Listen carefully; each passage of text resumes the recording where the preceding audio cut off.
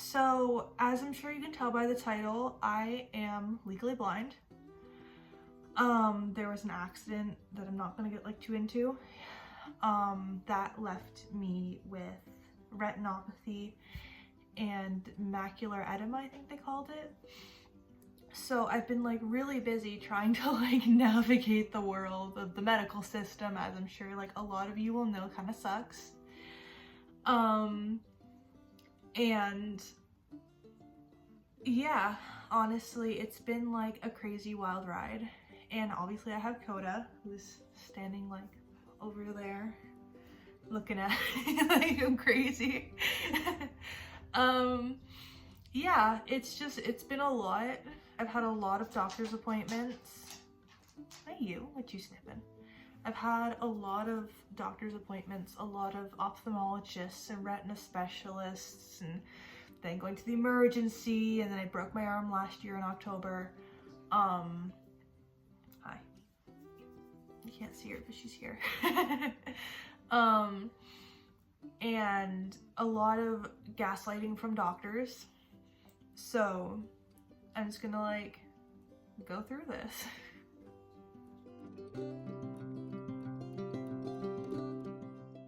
So it all started one evening when I noticed that I had in my right eye, I'm not sure if you could see this doggo. When I noticed that in my right eye I had quite a large patch of dark vision. It wasn't nothing, it wasn't black, but it wasn't nothing. I could still kind of see, but it was really blackish fog. And I was like, huh, this doesn't seem right. So I gave it a couple hours. I was telling my friend and my roommate about it, and they were like, it's fine, it's probably okay, give it a little bit of time. And I was like, yeah, it's probably fine. This happens a lot. I get chronic migraines and this happens a lot. And I'm like, no big deal.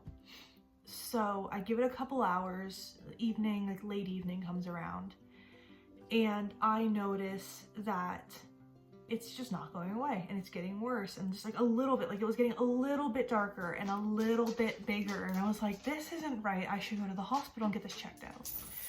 So I went to the hospital, my roommate drove me, and waited there for 2 hours, got seen by a doctor, and they were like, we don't know. They didn't run any tests, no tests, nothing. They just put me in a room and were like, we don't know. Go home and sleep it off. It'll be fine in the morning. You're probably just being dramatic. So I go, yeah, probably. I'm probably just being dramatic, but safer than sorry, whatever. I go home, sleep it off, and I wake up in the morning with even less vision. The vision in my right eye that I couldn't see was bigger, and in my left eye, it started kind of developing there, and I was like, this is strange. I'm gonna go back. So went back to the hospital midday around 12, got a different doctor. It was a student doctor. And she was like, yeah, that's really strange. Did they not send you to the ophthalmologist? And I'm like, no, they didn't send me anywhere. They told me to go home and sleep it off because I'm being dramatic. So walk my butt over there and they're like, we're gonna send you to an ophthalmologist in the next 2 days. And I'm like, perfect, great, sounds good. So go home, wait till the next, I think I got the appointment the next day actually. I went over and I was like, hey, I'm here for my appointment. And they did all the regular tests, look straight at the Christmas tree or whatever the heck it was. I don't remember what it was. Not that I could see it, but I remember them saying it, I don't remember. And then they had one that was like, look at the green star. And if you can't see the green star, just stare forward. And I was like, gotcha. So I stared forward. Hi, dog. And they did all those tests. They did some photos, light photos of my retina and stuff, and they were like, yeah, you have severe damage in your retina, it's really inflamed. They were like, you need to go see a retina specialist. And I was like, great. So they were like, this was October, November, I think, and they were like, yeah, the earliest appointment we have for you is February. And I was traveling in December, so I was like, great, whatever. So I went back a third time when I noticed my vision was getting even worse, to the point where I was like tripping over curbs. I couldn't really see stairs. My depth perception was really messed up, and every so often the whole world would look really foggy. Hi, let's see if you can see her. Hey, hey, beard, up here. Yeah, mwah. Oh, what? Bleh. So I went back another day, and I was like, to the hospital. I went to the hospital another day, and I was like, hey, it's getting worse. I can't see stairs. I can't see curbs. I'm tripping over everything. They're like, okay, we'll see if we can get you to a new like a different retina specialist sooner. So I got an appointment with one in November, like end of November. And they did a bunch more imaging and stuff. And they were like, yeah, you have like severe like retina swelling and hemorrhaging. And I'm like, great, perfect. I think it's hemorrhaging, don't quote me, I'm not great. I was like, great. And at this point, I'm like on the phone with my grandparents, because I don't have actual parents, long story. And I'm telling my roommate kind of as things go. And I can tell that none of them really believe me. Even though some of them were like, no, yeah, I believe you. Like most of my friends, most of my family were like, like it's fine, you're just being dramatic kind of thing. Even though they didn't say it. But I could tell by the way they were like acting towards the situation that they didn't really understand it, and they didn't really believe it, that it could happen so suddenly. And I've been complaining about night blindness for close to a year, and they tested me for retinitis pigmentosa, and they said I don't have that, which I'm still thankful I don't. Like, I don't want it. I know that that's like really debilitating for a lot of people, but they said I don't have it, so it wasn't, that was the end of their little research. Then it started happening during the day, and people were just like, you're being dramatic. Like, there's no way you're having these issues like so suddenly. And even my ophthalmologist who sent me to the retina specialist were like, I don't think so. Like, this doesn't happen all of a sudden. And until I had those imaging done of the back of my eye, my retina, and the color photo something images, was when my retina specialist and my ophthalmologist actually started taking me seriously. Because up till that point, they didn't have any clear imaging. They just kind of were like, oh, she's being dramatic. Oh, she's pretending that she can't see the chart. Oh, she's being this. And I was like, guys, I'm not a liar. I'm not a liar. And I'm so used to this point that people just automatically assume I'm lying, or I'm being dramatic, or I'm playing it out to be worse than it actually is. Hi. My dog's just here, like, with me. So until I got that imaging done, a lot of my doctors didn't even believe me. My family doctor still doesn't really believe me. It was crazy. And when they found that out, they were like, okay, go see this other retina specialist so that he can do some like research and see like what's going on. So I went and saw the other one, the one I was supposed to see in February, which I did see.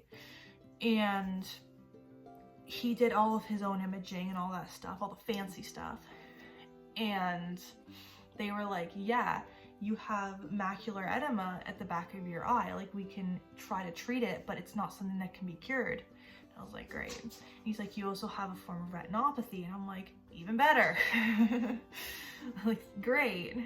And they were like, yeah, you qualify as legally blind, because I think they told me that my acuity in my left eye was 2200 or slightly under it with best correction, and my right eye was 2400, or as they called it, counting fingers.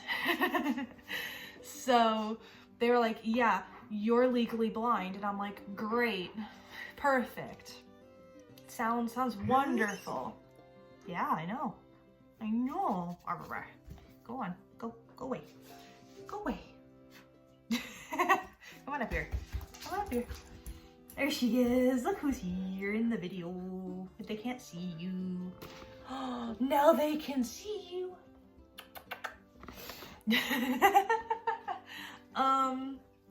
So yeah, they did that. You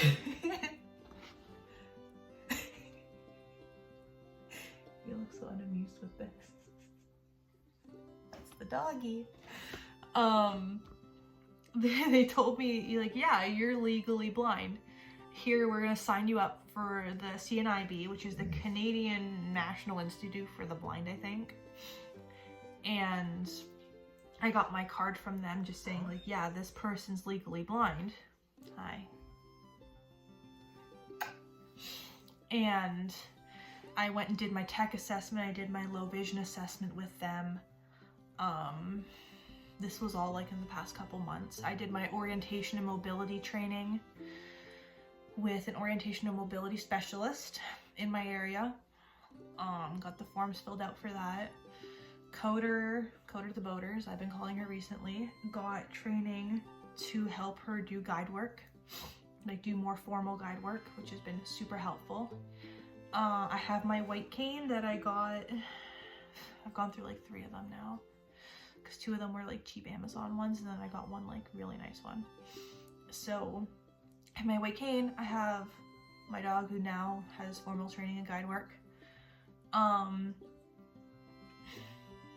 That's kind of where things have been like stuck right now. I've still noticed, especially in my circle of people that I thought I trusted, that a lot of them still don't really believe me.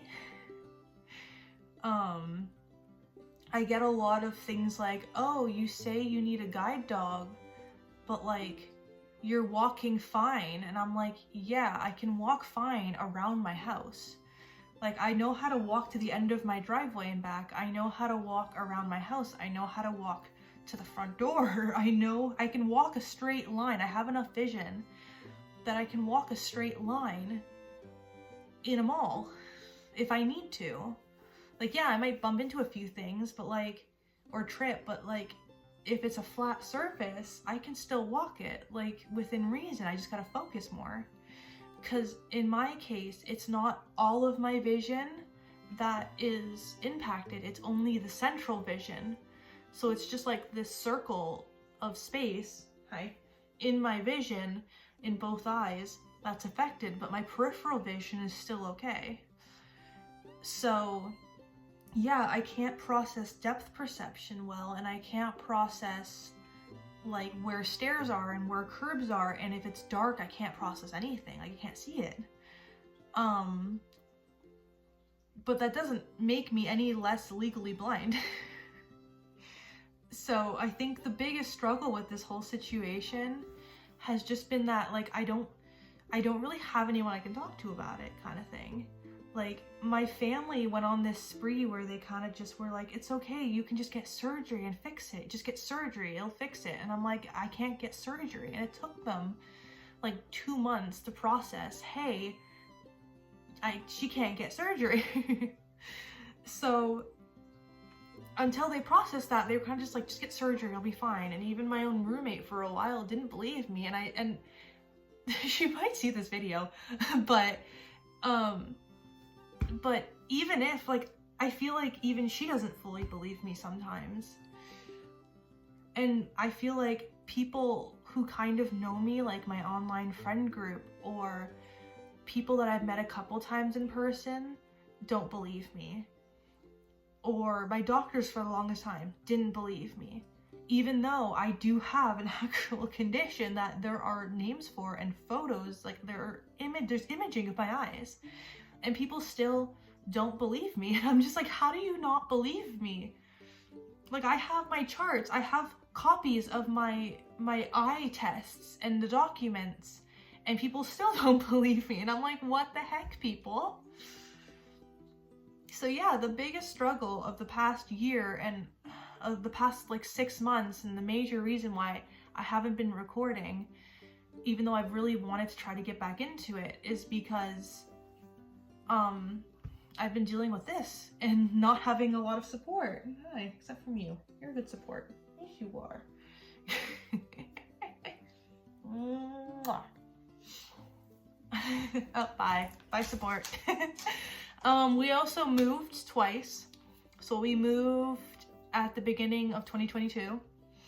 And then we moved again because we had a crazy landlord. So we moved again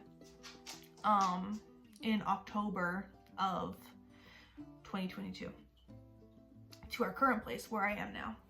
Can we just compliment the backdrop I have here? Where is it? Here? It's gorgeous. I love it. Hi. So yeah, between just moving and dealing with all this health craziness, I just haven't had time to record, but I do want to try to record a little bit more as this goes on, the best I can. I plan on doing an updated gear video.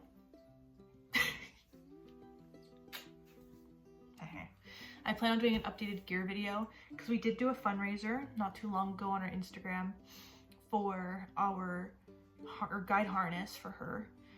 But that harness ended up breaking a lot and ended up costing so much money. So we're waiting on a couple different pieces.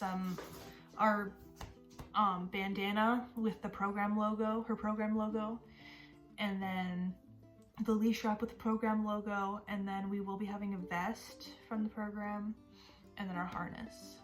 So yeah, honestly, it's just kind of like that's where things have kind of settled right now. My dog's demanding butt rubs. Yeah, but when my gear comes in, I plan on doing like a gear video. It's like an updated, like, look at everything, because our gear's changed a lot. I had to sell a lot of stuff to afford to be able to move. So right now we're kind of just down to one harness, one vest, you know, our regular 2 collars, and our 1 leash. So I am getting a guide leash and a guide harness for her, and then her program vest with the logo on the sides for her, and then her leash wrap, her bandana. I think that's all that's coming in. Hi, butt dog. Butt dog. Butt dog. I think that's all that's coming in. And so hopefully in the next like month or so I can put like another video. And if you guys have any like questions, you can just leave them in the comments. If my YouTube channel's even alive after a year of not posting. I don't even know if it is. If you guys have any questions, I can do like a Q&A video if that's something that like y'all want to know, kind of thing. If that's something you guys are interested in, I can do a Q&A video. You can just leave your comments or questions in the comments. And yeah, I'll keep you guys updated, I guess, if you're interested in like what's happening and stuff. And I hope you enjoyed this kind of short video. I don't even know if it's short. I don't know how long I've been talking. So yeah, I hope you guys enjoyed this video. I'll try to get another one out soon. I have a couple ideas. It just might take a little longer to like process them all because I'm doing it myself. So, but yeah, thanks for watching. I will keep you guys updated. Bye.